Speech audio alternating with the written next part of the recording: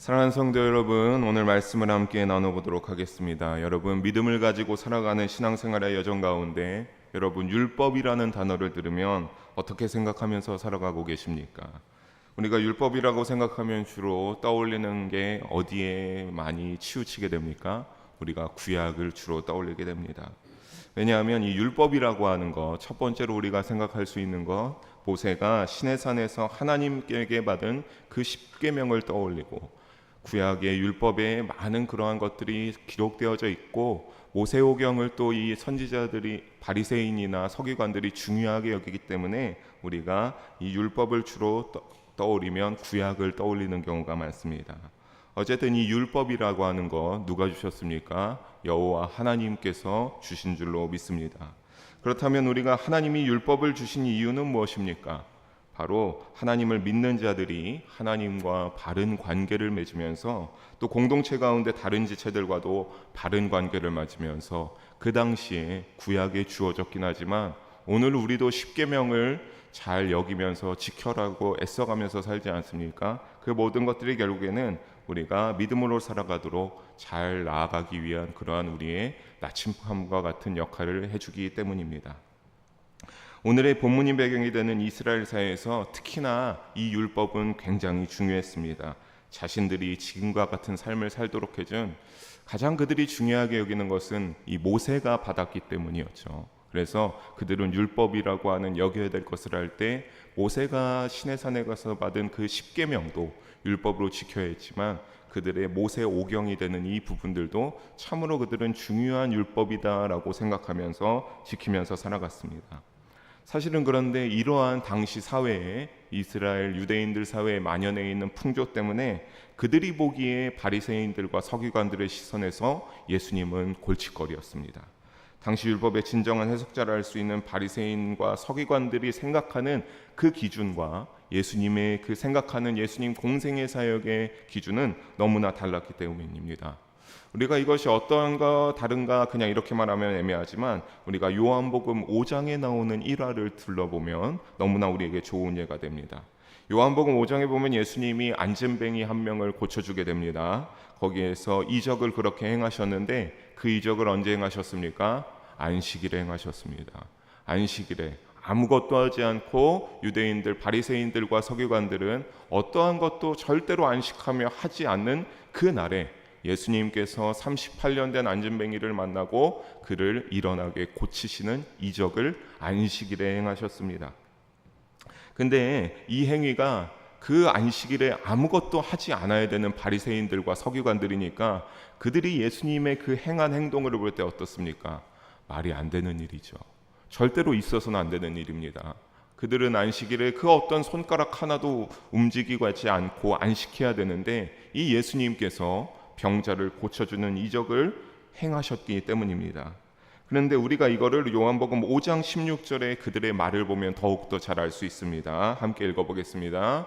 그러므로 안식일에 이러한 일을 행하신다 하여 유대인들이 예수님을 박해하게 된지라.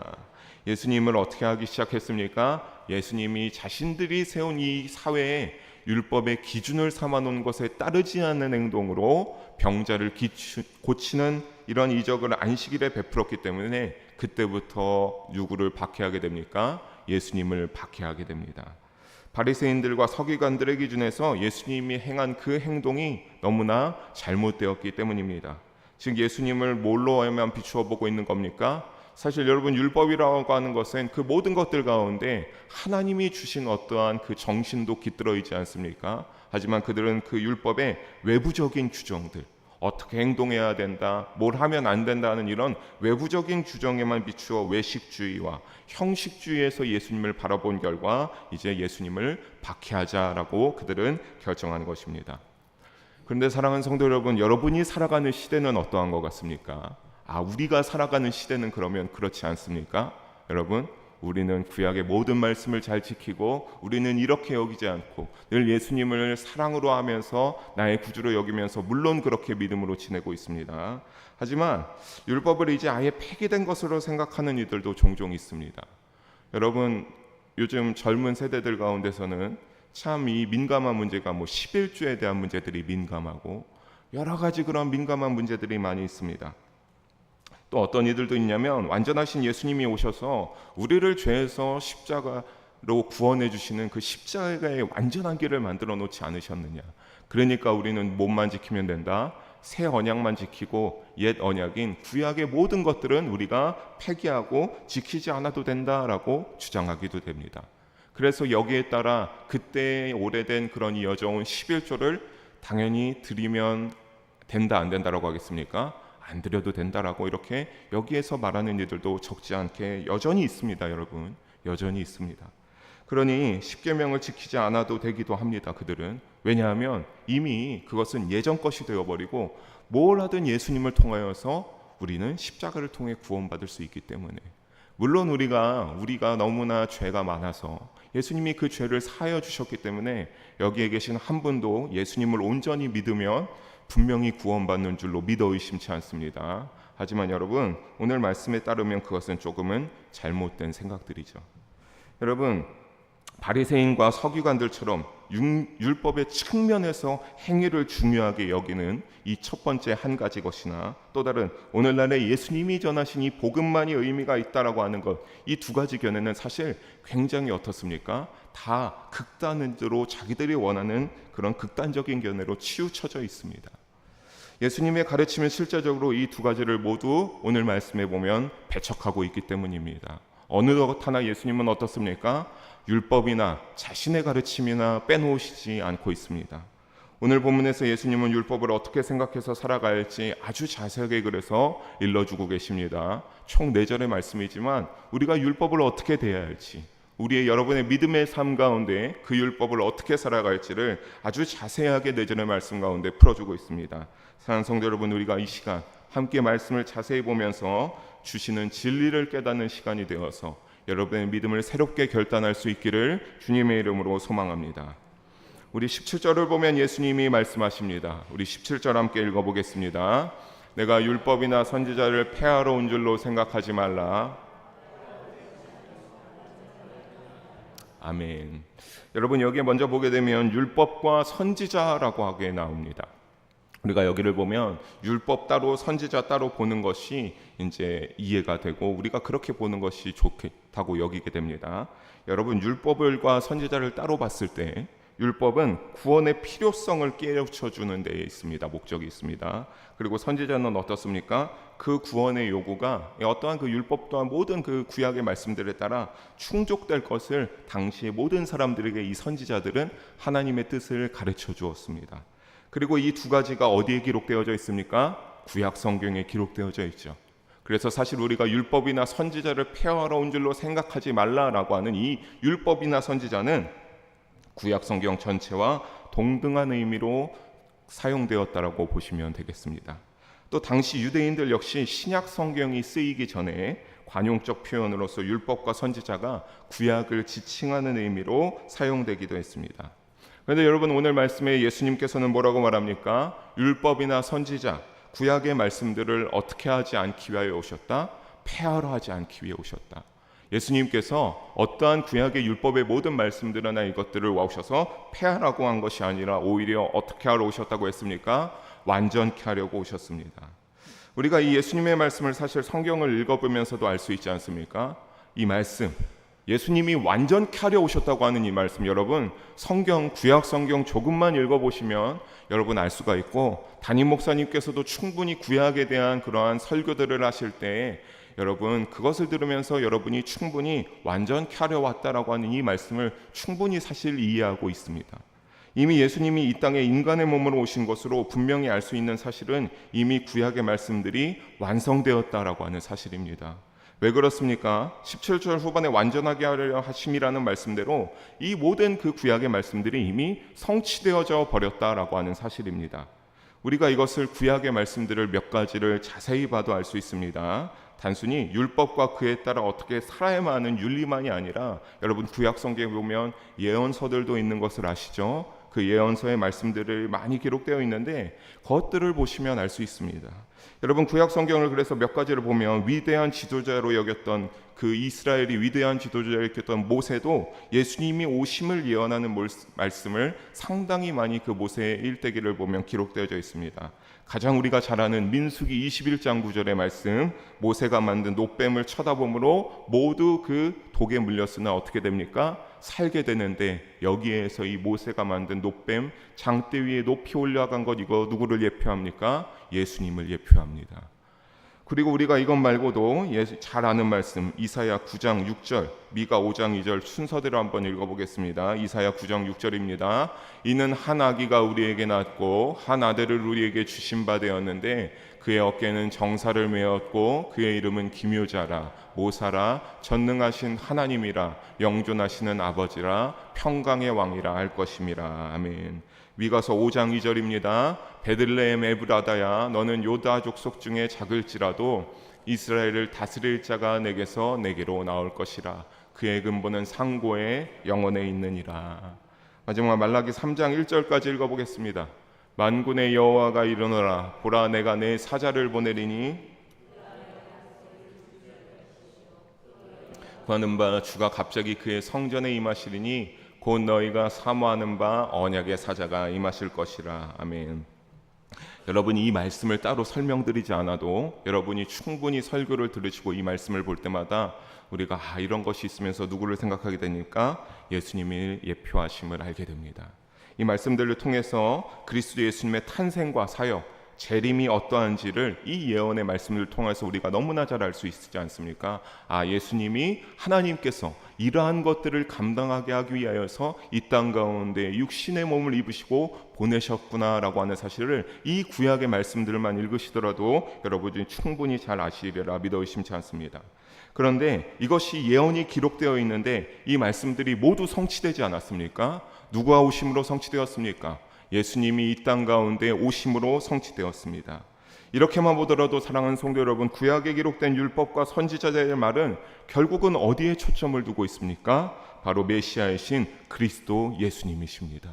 모든 말씀들이 그리스도 예수님을 예표하는 말씀들이 상당수 많이 기록되어져 있고 예수님에게 초점을 맞추고 있다라고 하는 사실입니다. 그렇게 오늘 본문대로 율법과 선지자를, 구약의 말씀들을 완전하게 하신 것을 믿으시기 바랍니다. 구약의 말씀들이 원하는 필요성과 요구를 예수님이 이 땅에 오심으로 이미 어떻게 됐습니까? 모두 성취하셨습니다. 오직 예수님이 하나님의 뜻을 실현시키신 유일한 분이 되심을 믿는 우리 영일 성도님들 모두가 되기를 주님의 이름으로 소망합니다. 그런데 이런 예수님께서 이어서 말씀하십니다. 우리 18절 함께 읽어보도록 하겠습니다. 진실로 너희에게 이르노니 천지가 없어지기 전에는 율법의 1.1획도 결코 없어지지 아니하고 다 이루리라. 천지가 없어지기 전에는 어떻게 하신다라고 합니까? 그 모든 말씀들, 구약의 모든 율법에 관련된 이 말씀들을 예수님이 말씀하시기를 1.1획도 결코 없어지지 아니하고 반드시 다 이루겠다라고 말씀하고 있습니다. 특히 앞에 여기에 보면 뭐가 되어 있습니까? 진실로 너희에게 이르노니 라고 하면서 예수님이 말씀하셨는데, 이 진실로라는 말을 여러분 헬라어 원어로 보게 되면 아멘입니다. 아멘. 아멘입니다. 여러분, 우리가 설교를 들을 때 여러분 방금 전에도 아멘이라고 하셨죠? 여러분, 우리가 왜 아멘이라고 합니까? 그 말에 은혜가 되어 그렇다고 여기며, 맞습니다, 우리가 그렇게 동의하는 거 동의합니다 라고 해서 여러분이 그 말씀을 듣고 은혜가 되면 아멘 이렇게 화답하지 않습니까? 여러분, 근데 이 아멘으로 이렇게 앞에 쓰여져 있습니다. 근데 이를 특히 예수님께서 진실로 너희에게 이르노니 라고 하면서 이 앞에서부터 꺼내서 예수님이 말씀하시는 것은, 이 말씀이 하나님의 영원불변한 진리이자 하나님이 동의하시는 말씀이란 의미에서 이와 같이 쓰인다라고 하는 겁니다.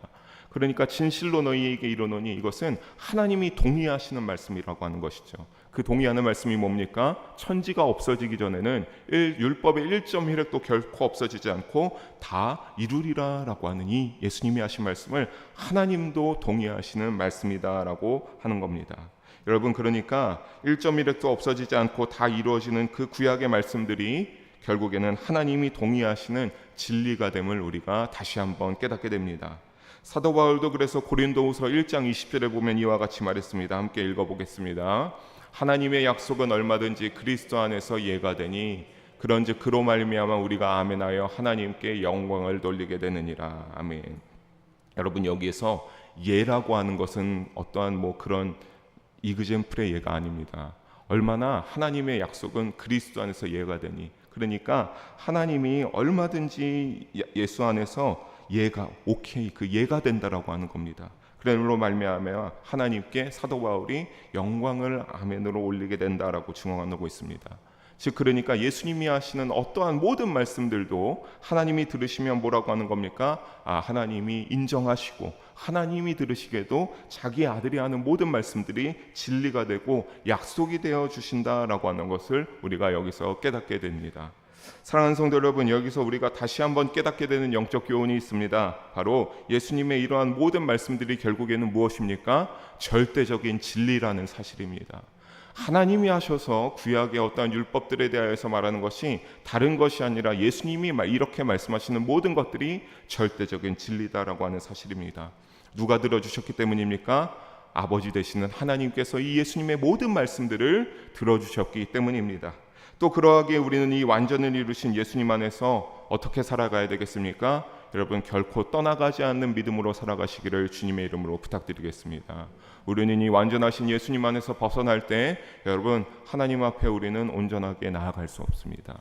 우리의 기도가 예수님에게 나아갈 때 예수님이 들으시고 그것을 예수님이 어떻게 해주신다고 할 때 하나님도 동의하신다라고 하는 그 사도 바울의 말씀이 맥을 같이 하기 때문입니다.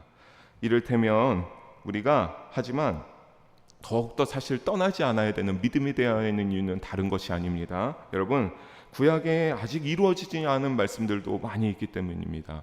이를테면 다니엘 7장 13절의 말씀이죠. 인자처럼 예수님께서 다시 오신다라고 하는 이런 재림의 말씀들 아직 이루어졌습니까? 아직 이루어지지 않았습니다. 아직 언제 예수님이 우리는 오실지도 모르는데 이 말씀들은 예수님이 다시 오시겠다, 내가 너에게 반드시 꼭 오시겠다라고 약속하고 하나님 아버지의 우편으로 가셨는데 이 말씀들, 재림의 말씀들은 이루어지지 않았습니다. 그런데 아까의 말씀들에 따르면 이 말씀들도 결국에는 어떻게 된다라고 하는 겁니까? 반드시 이루어진다라고 하는 사실입니다. 그러니까 우리가 더욱더 누구를 믿으면서 살아가야 되겠습니까? 여러분, 예수님을 믿는 믿음에서 절대로 우리는 흔들리지 말아야 될 줄로 믿습니다. 여러분, 이 종말론적인 예언들도 반드시 이루기 위해 주님이 우리에게 다시 오실 것이기 때문입니다. 사랑하는 성도 여러분, 오늘 2024년의 세상이 참으로 더 작년보다, 그 전보다 더 미혹이 많고 혼란스럽습니다. 더욱더 자신들이 잘난 맛이 있어서 너무나 똑똑해져서 인본주의적으로 멋대로 판단하고 앞서 말씀드린 것과 같은 일들이 너무나 많이 있습니다. 하지만 사랑하는 성도 여러분, 우리는 그럴 때일수록 어떻게 해야 되겠습니까? 오늘의 말씀과 같이 예수님을 믿는 믿음에서 벗어나지 않을 수 있도록 더 깨어있는 여러분들이 되기를 주님의 이름으로 축복합니다. 그래서 참된 믿음으로 말씀 가운데 주의 약속을 믿으면서 다시 오실 예수님을 기다리며 신앙의 정절을 지키시는 우리 모두가 되기를 주님의 이름으로 축복합니다. 예수님이 하신 말씀을 이제 19절을 이어서 함께 보도록 하겠습니다. 19절 함께 읽어보도록 하겠습니다. 그러므로 누구든지 이 계명 중에 지극히 작은 것 하나라도 버리고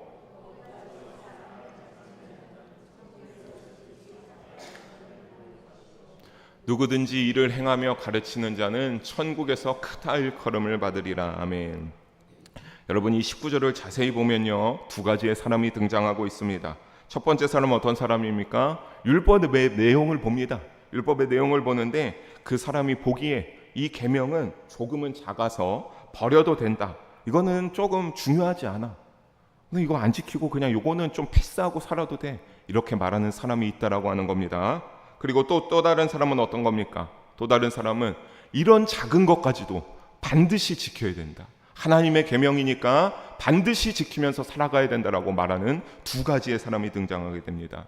그런데 여러분, 이 말씀 19절을 다시 보게 되면 그들의 결과는 사뭇 다릅니다. 첫 번째 케이스, 율법을 하나라도 버리고 이거는 좀 작으니까 버려도 되라고 하는 자는 어떻습니까? 천국에서 어떤 자가 됩니까? 지극히 작은 자가 될 것이고, 반대의 케이스, 어떤 계명이든 하나님의 말씀이고 우리가 지켜야 될 것이기 때문에 이 계명 우리의 율법으로 여기며 지켜야 된다라고 가르치는 사람은 예수님께서 천국에서 크다 일컬음을 큰 자로 여기신다라고 하는 사실입니다.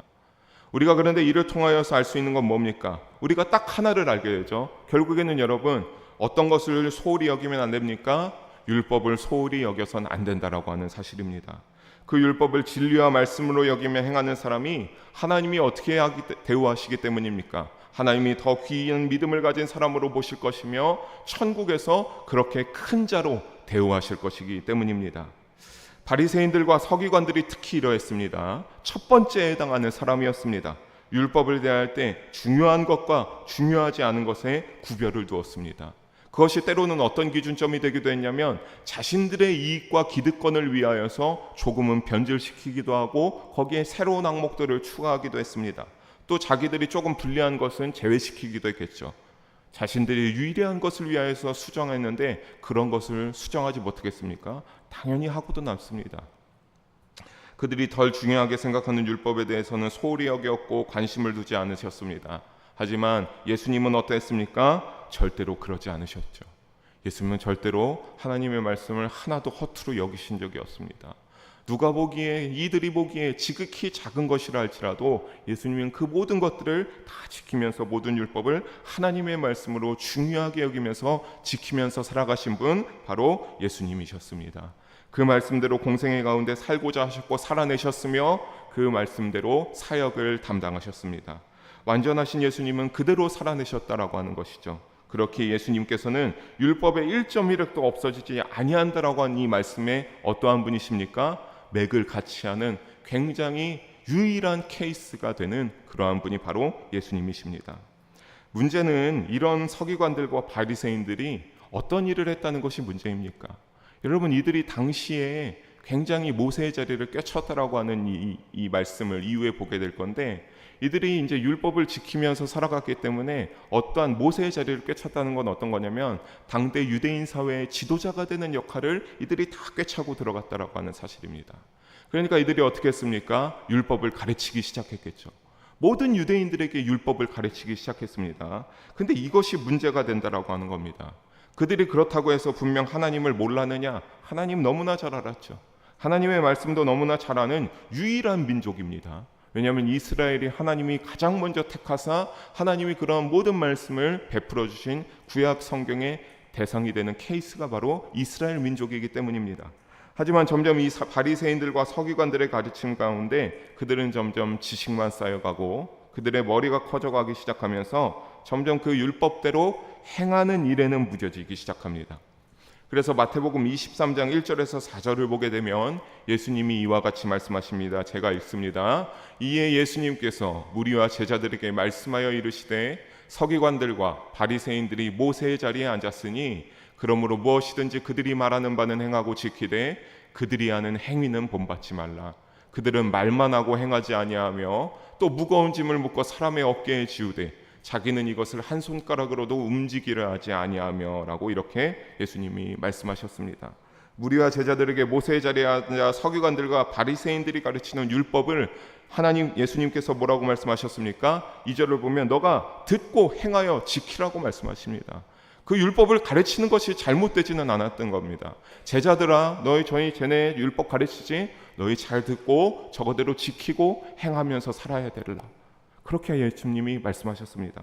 근데 예수님께서 그렇게 말씀하시면서 3절을 다시 보게 되면 그들이 지금 보이는 행위는 본받지 말라고 합니다. 그들이 지금 보이는 행위 무엇입니까? 말만 하지 않고 행하지 아니하는 그들의 행위는 너희가 절대로 본받아서는 안 된다라고 예수님이 제자들에게 말씀하셨습니다. 여러분, 예수님의 지적에 이어서 나오는 것을 보면 그들은 어떠한 자들입니까? 무거운 짐을 묶어서 어떠한 사람이 있으면은 율법을 이제 겉으로 많은 사람이 보게 해야 되니까 무거우니까 누구에게 짐을 좀 도와라 라고 율법에 비추어서 말하겠죠. 하지만 정작 자기들은 어떠라고 하는 겁니까? 자기들이 발벗어서 그 율법을 행하려고 하는 그 손가락으로 움직이고 그 무거운 물건을 같이 들여주려고 하는 그 율법의 행함이 없다라고 하는 겁니다. 그러니까 예수님이 어떠라고 하는 겁니까? 너희는 그와 달리 율법의 모든 것을 잘 듣고 지켜서 어떻게 하라? 행하라. 너희의 삶 가운데, 제자들아 너희의 삶 가운데 이 율법을 행하면서 살아가야 된다라고 예수님이 말씀하셨습니다. 하지만 여러분, 이 바리새인들과 서기관들은 말과 행함이 따로 노는 자들이어서 나중에 어떻게 됩니까? 점점 이스라엘의 모든 사람들은 율법이라는 옷을 두둑하게 아주 두껍게 누가 쉽게 벗길 수 없을 만큼 누가 봐도 율법대로 살아가는 사람이라는 그 옷을 입고 살아가게 됩니다. 하지만 그렇게 그럴듯하게 보이면서 아브라함의 자손만을 특권으로 내세우는 그들의 어떠한 조금은 아쉬운, 율법만 중요시하는 행함이 동반되지 않는 그러한 삶을 살아가게 됩니다. 사랑하는 성도 여러분, 그들이 아브라함의 자손의 특권을 내세웠다고 하지 않았습니까? 여러분, 근데 아브라함 어떠한 사람인지 너무나 잘 아시지 않습니까? 여러분이 너무나 잘 아시는 말씀대로 하나님의 말씀을 진정으로 실행했던 사람입니다. 하나님이 자신에게 말하면 그 하나님의 말씀대로 그 즉시 실행했던 사람, 그것이 바로 아브라함입니다. 대표적으로 우리가 너무나 잘 아는 이야기 있지 않습니까? 하나님께서 아브라함에게 누구를 바치라 하셨습니까? 사랑하는 아들 이삭을 나에게 제물로 바치라. 참 귀하게 늦게 얻은 나의 그 아들인데 하나님께서 아브라함아, 너 그 아들 나에게 제물로 바쳐라 라고 아브라함에게 말씀합니다. 여러분, 이 말씀을 접할 때마다 여러분이라면 어떻게 하시겠습니까? 하실 수 있겠습니까? 너무나 어려운 문제죠. 나의 그 핏덩이와 같은, 내 눈에 넣어도 아프지 않을 자식을 제물로 태워서 바치라고 하니 이것을 누가 감히 할 수 있겠습니까? 하지만 아브라함은 어떻게 합니까? 그 아들 이삭을 데리고 산으로 향하여서 제단을 향하여서 나아가죠. 하나님의 말씀에 순종하기 위해서입니다. 그래서 정말로 그 아들을 죽이고 제물로 바치려는 순간 하나님이 그 믿음을 인정하십니다. 왜 그렇습니까? 하나님의 말씀을 듣는 대로, 그 율법대로 하나님이 명령하신 대로 행하는 사람이 바로 이 아브라함이었기 때문입니다. 하지만 그들은 어땠습니까? 그의 후손들인 이스라엘 사람들은 어땠습니까? 머리와 입술로만 이야기하면서 자기들이 손해보는 율법은 가볍다 여기면서 좀만 틈이 나면 버리기 일쑤였습니다. 사랑하는 성도 여러분, 진정 믿음과 행함이 일치하여 우리 모두 아브라함의 영적 후손이 되기를 주님의 이름으로 부탁드리겠습니다. 야고보 사도는 야고보서 1장 25절에 이와 같이 기록했습니다. 함께 읽어보겠습니다. 자유롭게 하는 온전한 율법을 들여다보고 있는 자는 듣고 잊어버리는 자가 아니요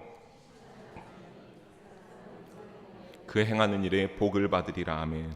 여러분, 이 말씀의 대표적인 케이스가 아브라함이죠. 그 행하는 일마다 하나님이 그 아브라함에게 참 놀라운 복을 많이 허락해 주셨습니다.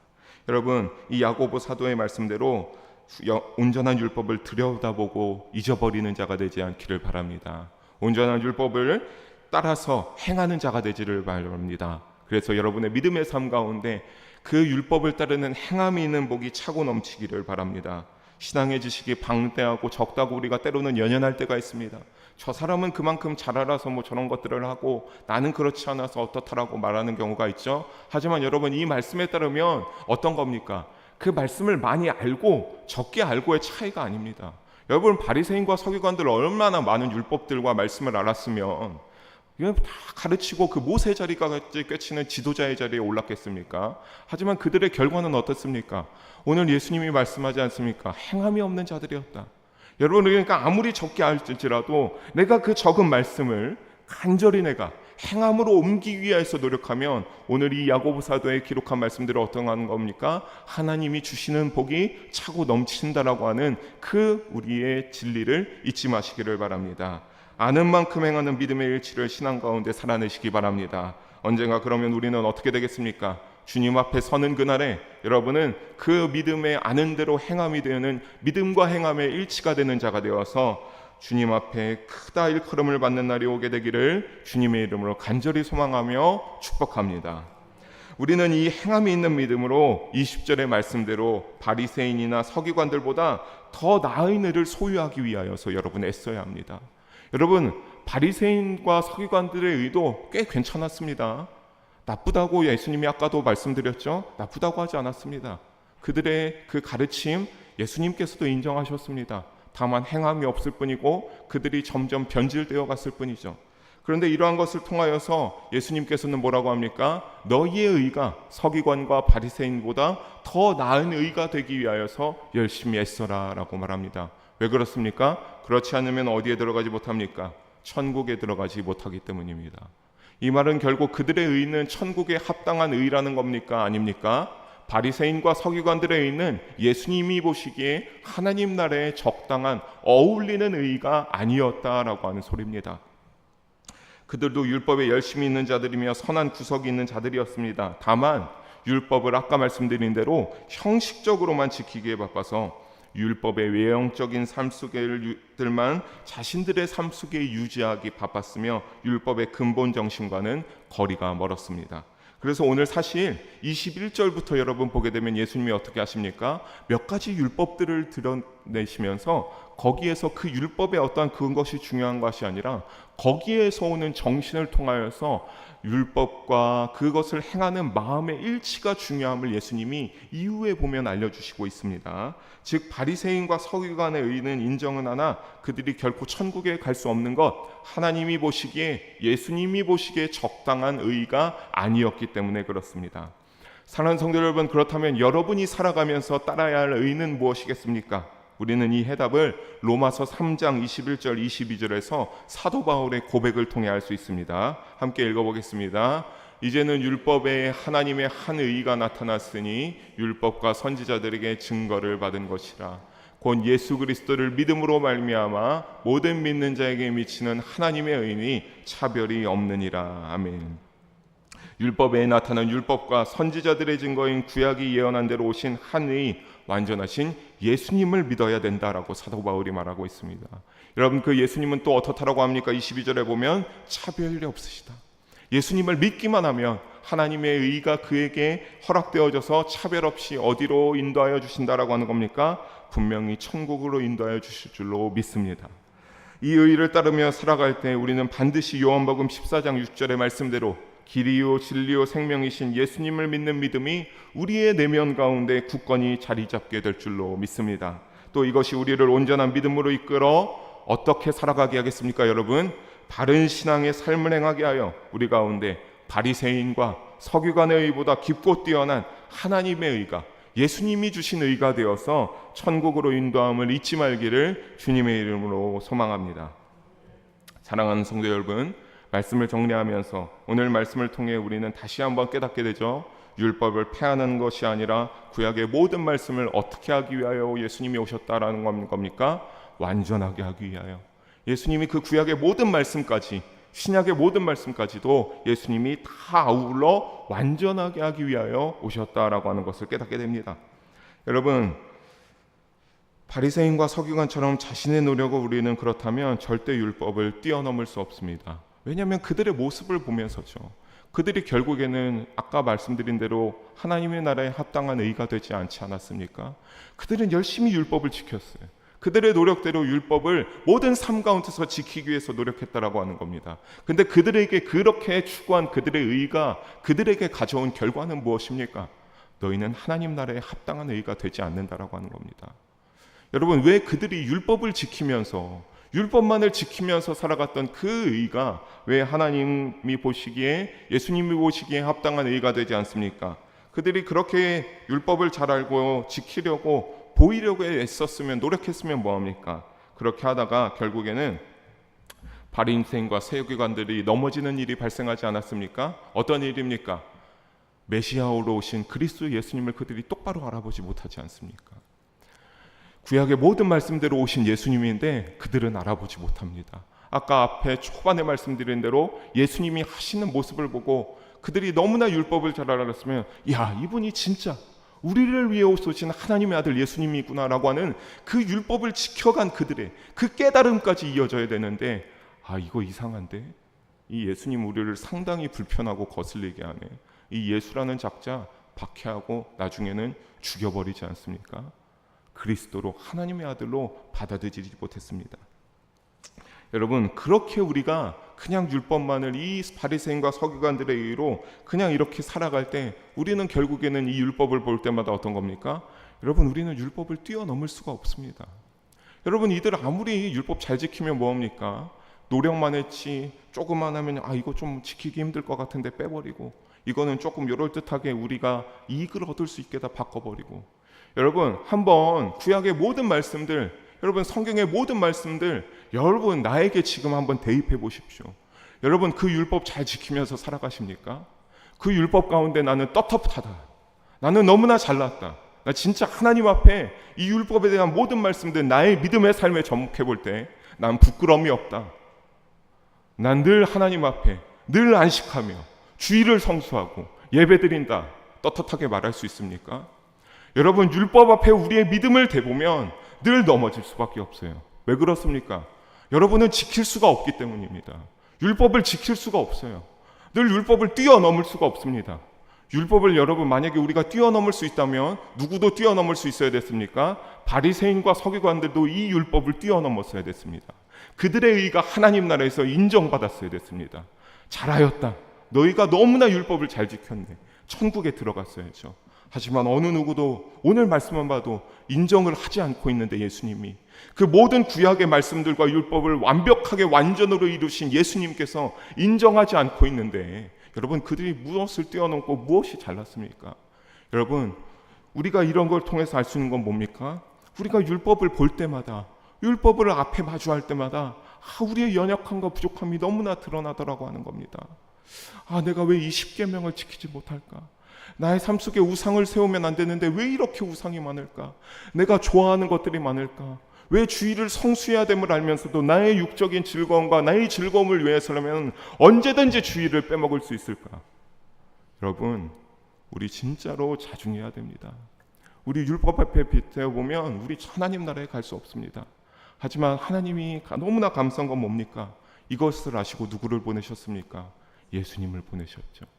이 이스라엘의 모든 것을 보내고 예수님을 보내야겠다. 나의 아들을 통하여서만 이들이 죄를 용서함 받을 수 있겠다라고 우리를 위해서 하나님이 예수님을 보내지 않으셨습니까? 그리고 여러분이 분명히 이 대속의 은혜를 모두 알고 계시리라 생각합니다. 지옥에 갈 수밖에 없는 죄를 피 흘리심으로 사하여 주신 그 예수님의 대속의 은혜를 여러분이 너무나 잘 아시리라고 생각합니다. 여러분, 그렇다면 우리를 위해서 목숨을 다하신 그분을 위하여서 피 흘리시고 돌아가신 예수님을 위해서 여러분이 못할 것이 무엇이 있습니까? 나를 생명으로 하나님 나라의 영생으로 인도해 주시겠다라고 하는데, 여러분, 지금의 삶 속의 가운데서 우리가 못할 것이 무엇이 있겠느냐라고 하는 겁니다. 여러분, 사도 바울이 그래서 로마서 3장 31절에 이와 같이 말했습니다. 함께 읽어보겠습니다. 그런즉 우리가 믿음으로 말미암아 율법을 파기하느냐? 그럴 수 없느니라. 도리어 율법을 굳게 세우느니라 라고 사도 바울이 말했습니다. 여러분, 이 사도 바울의 말씀이 여러분의 삶 속에서도, 믿음에서도 여러분의 입에서 나오는 고백이 되기를 주님의 이름으로 소망합니다. 여러분, 우리가 율법을 파기할 수 없습니까? 우리가 율법을 볼 때마다 나의 부족함과 연약함이 드러나는데, 그럴 때마다 더욱더 예수님을 생각하게 되고 그 예수님의 은혜를 잊지 않게 되면서 우리가 예수님이 완전하게 하신 그 율법을 어떻게 하려고 하게 되겠습니까? 내가 이 말씀을 예수님을 위해서 잘 지켜야 되는데 라고 우리의 가치관과 우리의 생각이 바뀌게 되면서 우리가 바리새인과 서기관의 의가 아니라 예수님이 보여주신 완전의 의를 향하여서 나아가게 되고 결단하게 된다라고 하는 겁니다. 여러분, 예수님을 닮아가기 위해서 예수님이 말씀하신 것처럼 완전케 하신 그 율법을 더 굳게 지켜 나아가시기를 바랍니다. 예수님을 인격적으로 만났던 그때를 그래서 여러분이 다시 기억하시기를 바랍니다. 예수님을 뜨겁게 인격적으로 만나면서 눈물을 흘리셨던 그때, 예수님을 알게 되었던 그때, 내가 이제 나의 인생 가운데, 나의 삶 가운데 예수님만 믿으면서 살아가겠다고 결정한 그때를 다시 떠올리길 바랍니다. 그래서 여러분이 율법을 파기하는 것이 아니라 내가 더욱더 이러니까 예수님이 이러신 분이니 말씀을 지키면서 살아가야겠다라고 결단하는 여러분의 믿음이 되기를 바랍니다. 더 예수님을 따르기 위해 노력하십시다. 더욱더 율법을 지키기 위해서, 말씀을 지키기 위하여 노력하십시다. 그래서 믿음의 완성을 향하여서 달려나가는 우리 모든 영의 성도님들 한 분도 빠짐없이 되기를 주님의 이름으로 간절히 소망하며 축원합니다.